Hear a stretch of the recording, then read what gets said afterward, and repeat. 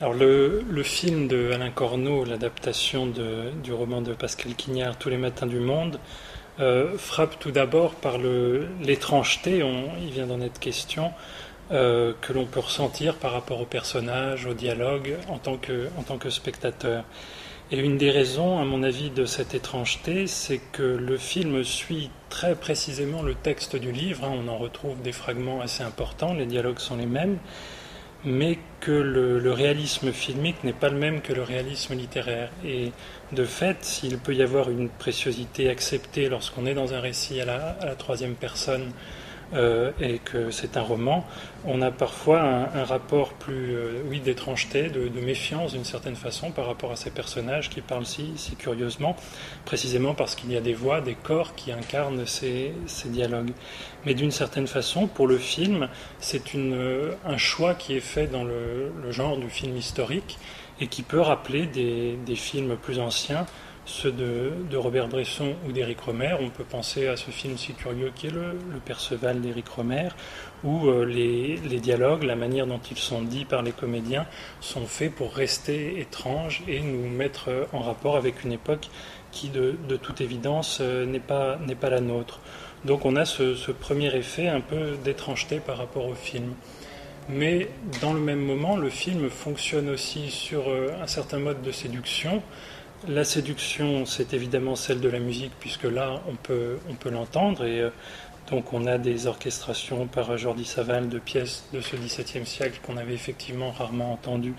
et qui sont des morceaux tout à fait impressionnants et émouvants. Et aussi du côté de l'imagerie, du côté visuel,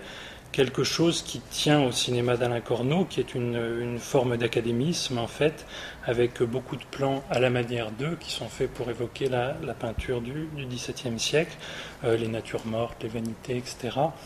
Et où on a effectivement un rapport assez illustratif en fait du cinéma à la peinture, qui se sert de clichés culturels d'une certaine façon pour rappeler au spectateur ce qu'il connaît et le séduire au moment où celui-ci peut sentir une forme d'étrangeté dans la mise en scène et donc ces dialogues dits par les comédiens.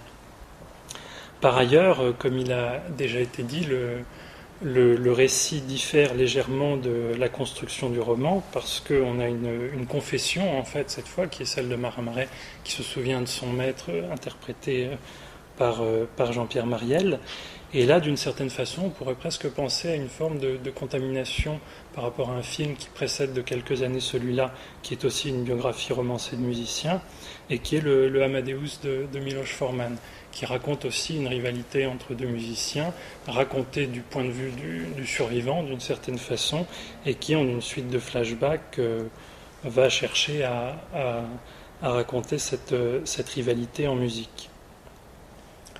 La différence évidemment entre les deux films, c'est que Amadeus est du côté d'une réalisation très spectaculaire hollywoodienne avec une très grande beauté de l'image, alors que du côté du film de Corneau, on a quelque chose de beaucoup plus sobre, académique je l'ai dit, mais aussi une certaine retenue, de manière tout à fait intéressante. Par exemple, on n'a quasiment aucun plan dans les villes, hein, ça se passe tout soit dans le manoir des Saintes-Colombes, soit dans quelques scènes d'intérieur à Paris ou à Versailles, et cette manière d'être en retenue par rapport à ce qu'on attend généralement du film historique, c'est-à-dire une certaine débauche de décors, de costumes,